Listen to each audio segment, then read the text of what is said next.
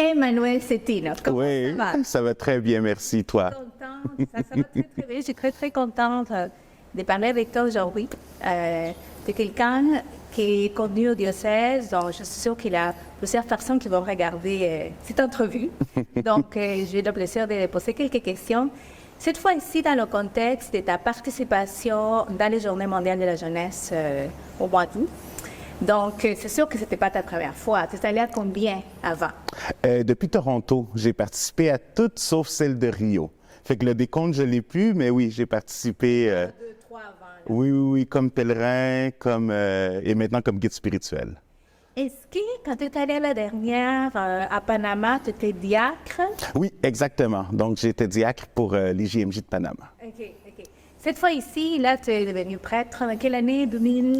Oui, j'ai été ordonné en 2019. 2019, donc ça fait 4 ans. Cette fois ici, tu as accompagné quelques paroissiennes de Sainte-Marie-Bourgeois. Oui, alors ce qui est arrivé, c'est que quand j'ai changé de paroisse, parce que j'étais à la cathédrale comme vicaire et on m'a nommé comme curé ici, j'avais pas planifié aller aux Journées mondiales de la jeunesse. Je me considérais trop vieux pour ça. Là. J'avais donné suffisamment et là, c'était le temps pour que quelqu'un d'autre s'en occupe. Là. Alors, c'est pour ça. Mais quand je suis venu ici, bien, on m'a dit il y a des jeunes qui souhaitent y aller. Alors, c'est là où, comme curé, justement, bien, on prend l'initiative de dire OK, bien, s'il y a ce désir-là, comment est-ce qu'on va monter le groupe? Comment est-ce qu'on va faire pour, justement, réunir des jeunes qui participent, qui sont actifs et avec eux, aller pour créer, dans le fond, un noyau après ça pour la vie de la paroisse. La vie de la paroisse. Donc, tu es allé comme accompagnateur, mais aussi comme participant. Oui, exactement. OK. Dis-moi, est-ce que dans les préparations, dans les expectatives avant de partir, est-ce que tu as eu d'autres, je sais pas, d'autres expectatives cette fois-ci des JMJ au Portugal, ou c'était un peu la même chose en préparation avant? Bien, pour moi, j'ai essayé de ne pas centraliser les Journées mondiales de la jeunesse sur moi. C'était pas mes Journées mondiales de la jeunesse, mais je voulais vraiment que ce soit les JMJ des jeunes.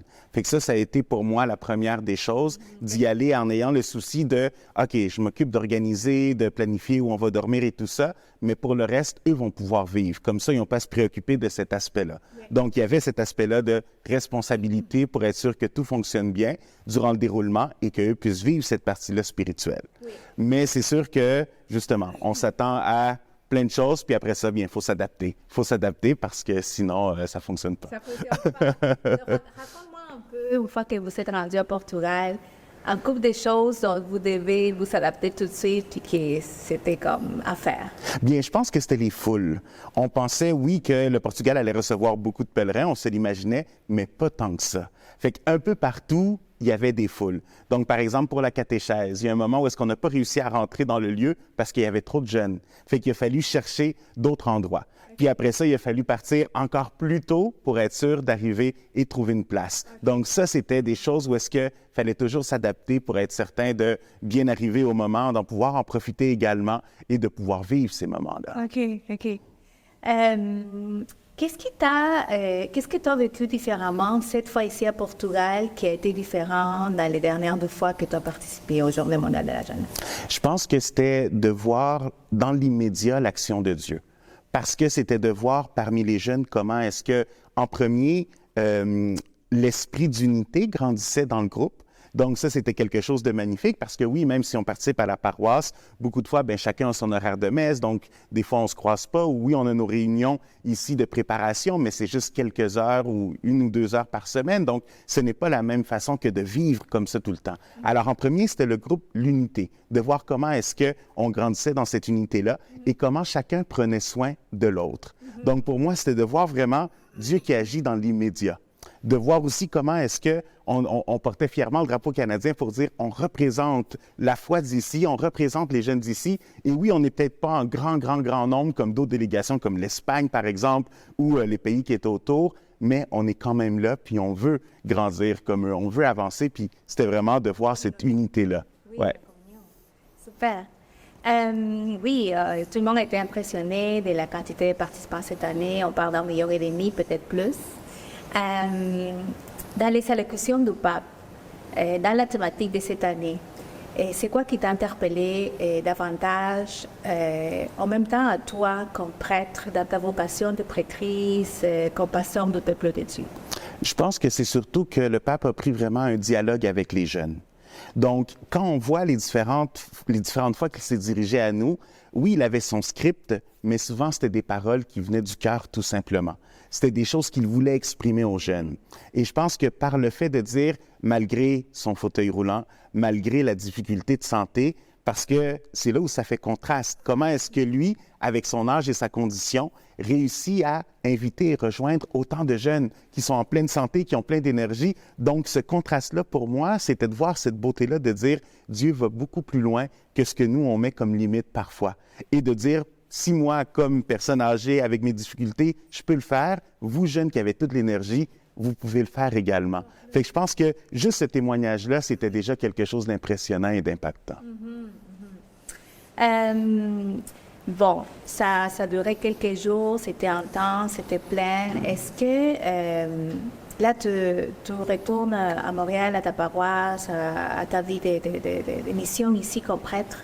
Qu'est-ce qui a changé pour Emmanuel cette fois-ci que tu as vécu encore une journée, encore des journées de plus mondiales de la jeunesse? Je pense que c'est le désir de persévérer.